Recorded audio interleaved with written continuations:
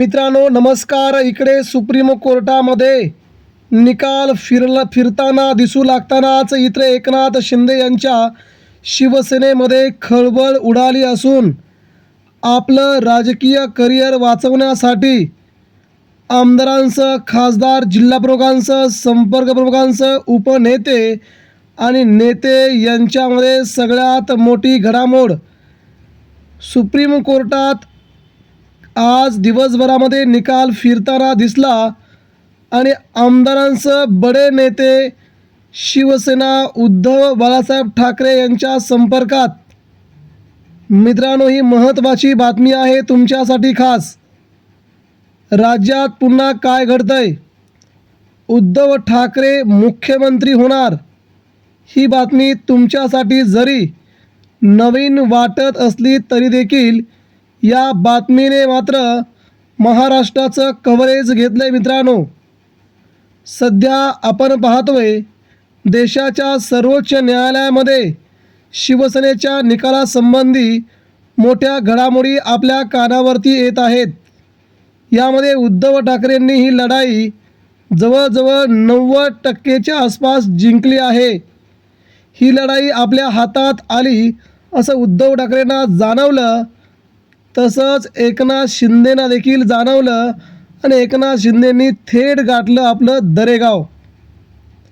पण इकडे मात्र शिंदे गटाच्या नेत्यांच्या हृदयात, मनावरती सगळ्यात मोठा धक्का बसला. तो जर शिवसेना पक्ष आणि चिन्ह ठाकरेंकडे गेलं तर आपल्या इथून सगळ्या निवडणुका आपण पराभूत झालो म्हणून समजा, असं या नेत्यांना वाटायला लागलं. आणि दुसरीकडून मित्रांनो, महाराष्ट्राच्या राजकारणामध्ये अनेक नेत्यांनी संजय राऊत यांच्यासह उद्धव ठाकरेंशी संपर्क केल्याची सगळ्यात मोठी बाब आता समोर येऊ लागली आहे, असा दावा शिवसेनेच्या वतीने करण्यात येतो आहे. दुसरीकडे मित्रांनो पाहायला गेलं तर सुप्रीम कोर्टाने एक सगळ्यात मोठं स्टेटमेंट देऊन महाराष्ट्राच्या राजकारणात खळबळ उडवून दिली आहे. राज्यात शिवसेना आणि आमदार अपात्रता प्रकरणामध्ये आम्हाला निकाल द्यावा लागेल. तो निकाल देशाला पुढील कित्येक वर्ष एक मार्गदर्शक ठरेल. यामुळे शिंदे सेनेच्या विरोधात हा निकाल जाणार आता जवळजवळ नक्की झालं आहे. दुसरीकडे मित्रांनो, उल्हास बापट यांनी आज आपली मुलाखत दिली.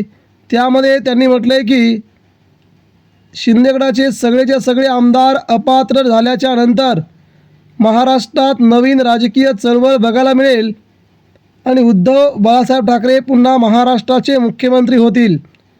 शिवसेना पक्ष, शिवसेना चिन्ह उद्धव ठाकरे यांच्या हातात लवकरच येईल.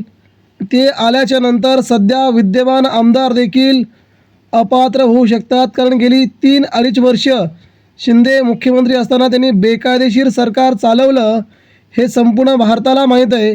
यामुळे हा निकाल एकनाथ शिंदेंच्या विरोधात गेला असं गृहीत धरून आमदारांना देखील आपली आमदारकी गमवावी लागू शकते. तिसरी महत्त्वाची बाब म्हणजे सुप्रीम कोर्टावर देखील काही बंधनं नसताना केंद्रीय निवडणूक आयोग यांना देखील पहिला मोठा झटका दिला आहे. केंद्रीय निवडणूक आयोगाने विधिमंडळाचा पक्ष मोठा की एखादा राजकीय पक्ष मोठा हे ठरवताना कोणत्या तत्वांचा अवलंब केला? उद्धव ठाकरे यांचा पक्ष राजकीय पक्ष होता, एकनाथ शिंदे यांची शिवसेना विधिमंडळ पक्ष होती. मग तुम्ही चिन्ह एकनाथ शिंदेंना कसं दिलं, पक्ष एकनाथ शिंदेंना कसा दिला, अशी थेट विचारणा सुप्रीम कोर्टाकडून सध्या निवडणूक आयोगाला दिली आहे. नोटीस दिली असून या नोटीसमध्ये केंद्रीय निवडणूक आयोगाला जबाबदार धरलेला आहे. त्यावरच एकनाथ शिंदेंनी गेल्या विधानसभा निवडणुका जिंकल्यात आणि सगळं केंद्रीय निवडणूक आयोगामध्ये घडलं आहे, असा थेट युक्तिवाद कपिल सिब्बल यांनी केला.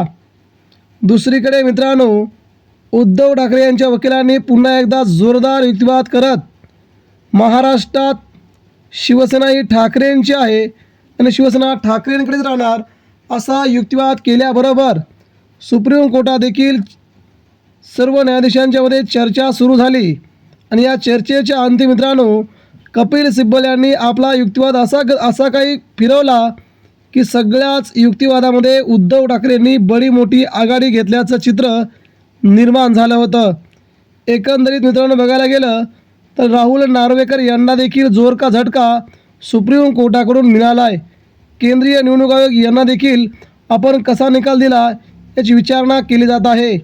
आणि दुसरीकडे एकनाथ शिंदेंसह 40 आमदार यांच्यावर देखील जोरदार कारवाई होऊ लागली असून महाराष्ट्रात पक्ष चिन्हाची अंतिम लढाई उद्धव ठाकरेंच्या हातात गेल्याचं चित्र प्रथमदर्शनी जाणवतं आहे.